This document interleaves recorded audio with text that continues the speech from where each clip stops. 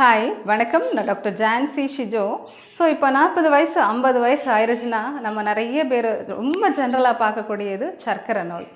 இப்போது யாரை கேட்டாலும் எனக்கு சுகர் இருக்குது, எனக்கு பழங்கள் சாப்பிட மாட்டேன், இனிப்பு சாப்பிட மாட்டேன் அப்படின்னு சொல்கிறத நம்ம கேட்டிருக்கோம். முக்கியமாக ரொம்ப கவலைப்படுவாங்க, சர்க்கரை வந்துருச்சுனாலே நான் இனிப்பே சாப்பிட முடியாதே அப்படின்னு பயப்படுறதான் அதிகமாக நம்ம பார்க்குறது. ஸோ சர்க்கரை இருக்கவங்க என்ன பழங்கள் நம்ம சாப்பிட்லாம், என்ன சாப்பிடக்கூடாது, ஸோ ரொம்ப ஆசைப்படுற பழத்தை எப்படி சாப்பிட்டா சுகர் உடனே ஏறாது. ஸோ இந்த வீடியோ ஸ்கிப் பண்ணாமல் கடைசி வரை பாருங்கள். ஸோ முக்கியமாக இப்போது நம்ம ரிலேட்டிவ்ஸ் வீட்டுக்கு போனாலும் சரி, இப்போது அவங்க ஒரு ஃப்ரூட்ஸ் தருவாங்க, நம்ம வச்ச உடனே நம்ம சொல்கிறது எனக்கு சுகர் இருக்குது, ஐயோ இதெல்லாம் சாப்பிடக்கூடாது, இது சாப்பிட்டா எனக்கு சர்க்கரை அதிகமாயிரும் அப்படின்னு சொல்கிறத நம்ம கேட்டிருக்கோம். முக்கியமாக நம்ம தெரிஞ்சுக்கணும், கிளிசெமிக் இண்டெக்ஸ் அதிகமாக இருக்கக்கூடிய பழங்கள் தான் நம்ம மேக்ஸிமம் அவாய்ட் பண்ணணும். அதாவது கிளிசெமிக் இண்டெக்ஸ் 70க்கு அதிகமானதை நம்ம கண்டிப்பாக அவாய்ட் பண்ணணும். ஸோ கிளிசெமிக் இண்டெக்ஸ் 55 கீழே இருக்கக்கூடிய பழங்கள் நம்ம சேஃபாக டெய்லி ஒரு பழம் எடுத்துக்கலாம். சர்க்கரை இருக்கவங்க கண்டிப்பாக நம்ம டெய்லி எடுத்துக்கலாம். ஸோ இந்த பழங்கள் நம்ம சாப்பிடும்போது நம்ம உடம்புல என்ன மாற்றங்கள் வரும்னா, எனர்ஜெட்டிக்காக இருக்கும், நிறைய சத்துக்கள், ஃபைபர், விட்டமின் சின்னு நிறைய சத்துக்கள் நமக்கு கிடைக்கும். ஸோ இந்த சத்துக்கள் நம்ம சாப்பிட்ற பழங்கள் சில டைமில் நிறைய சத்துக்கள் உள்ளே போகும்போது நம்ம பேன்க்ரியாஸோட செல்ஸ் வர ஹீல் ஆகிறதுக்கு அதிகமான வாய்ப்புகள் இருக்குது. ஸோ மொத்தமாக பழங்களை சாப்பிடக்கூடாதுன்னு ஒதுக்க தேவையில்லை. ஸோ நிறைய பழங்கள் நமக்கு சேஃபாக இருக்குது, அதை எடுத்துக்கலாம். ஃபஸ்ட்டு நம்ம எல்லாருக்குமே தெரிஞ்ச கொய்யாப்பழம். இப்போ கொய்யாப்பழம் பார்த்திங்கன்னா கிளிசெமிக் இண்டெக்ஸ் ரொம்ப கம்மி, ஒரு 12 அந்த மாதிரி தான் இருக்கும்.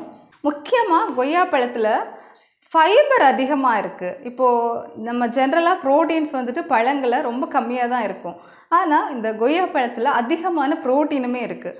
ஸோ ஃபைபர் அதிகமாக இருக்கக்கூடிய பழங்கள் நம்ம எடுக்கும்போது என்ன ஆகும் அப்படின்னா, ஸோ இந்த ஃபைபர் என்ன பண்ணுன்னா சுகர் அப்சார்ப்ஷனை இதை ஸ்டாப் பண்ணும். ஸோ ரெண்டாவது பார்த்தோன்னா ஆப்பிள் எடுத்துக்கலாம்.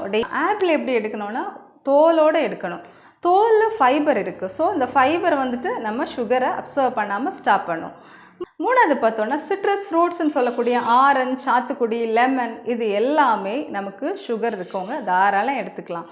அடுத்தது நம்ம மாதுளம்பழம். முக்கியமாக நம்ம மாதுளம்பழத்தில் ஃபைபர் அதிகமாக இருக்குது, நிறைய சத்துக்கள் இருக்குது. ஸோ நிறைய சத்துக்களும் ஃபைபர்ஸும் இருக்கனால மாதுளம்பழம் எடுத்துக்கலாம்.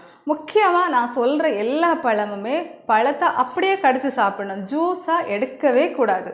ஜூஸ் எந்த பழமுமே நம்ம ஜூஸாக எடுக்கக்கூடாது. ஸோ எந்த பழமுமே நம்ம ஜூஸாக எடுக்கக்கூடாது, கடித்து சாப்பிடணும். அதே மாதிரி நம்ம நாவல் பழம் ரொம்ப பெஸ்ட்டு. இப்போது ரொம்ப பாரம்பரியமாகவே நம்ம சுகர் இருக்கவங்களுக்கு நாவல் கொட்டையை பவுட்ரு பண்ணிவிட்டு உள்ளே கொடுக்கறது மருந்தாக எடுக்கிற வழக்கம் ரொம்ப பாரம்பரியமாகவே இருந்துச்சு. இந்த நாவாப்பழம் ரொம்ப சேஃபு. அதே மாதிரி மல்பெரி, ஸ்ட்ராபெரி, இந்த பெர்ரிஸ் எல்லாமே நமக்கு சுகரை அதிகப்படுத்தாமல் நமக்கு கண்ட்ரோல் பண்ணும். ஸோ இலந்த பழம் எடுத்துக்கலாம். இப்போது சப்போட்டா, கொய்யாப்பழம், இதெல்லாம் பார்த்திங்கன்னா 55 கீழே தான் இருக்குது இந்த பழங்கள் நான் சொன்னது எல்லாமே.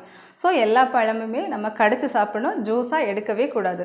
எந்த டைமில் எடுக்கலான்னா ஒரு மிட் மீல் மாதிரி எடுத்துக்கோங்க. சாப்பிட்ட உடனே எடுக்கக்கூடாது, டக்குன்னு சுகர் ஏறிடும்.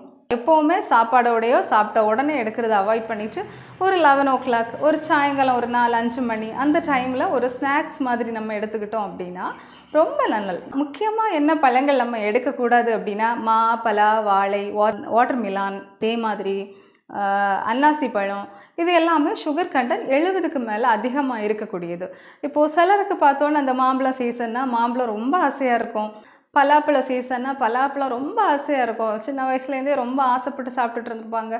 டக்குன்னு ஸ்டாப் பண்ண சொன்னால் அவங்களால முடியவே முடியாது. அப்படி இருக்கவங்க என்ன பண்ணலாம் அப்படின்னா, நீங்கள் ஒரு சின்ன பார்ட்ஸ் நீங்கள் அதை எடுத்துக்கிட்டீங்க அப்படின்னா அதோட எப்போவுமே கொஞ்சம் நட்ஸோ இல்லை கடலையோ நீங்கள் சேர்த்து எடுத்துக்கிட்டீங்க அப்படின்னா இந்த ஃபைபர் அதிகமாக இருக்கிறத கூட பேர் பண்ணி எடுக்கும்போது நமக்கு சுகர் டக்குன்னு இன்ஸ்டண்ட்டாக ஏறதை கொஞ்சம் நமக்கு கம்மி பண்ணி கொடுக்கும்.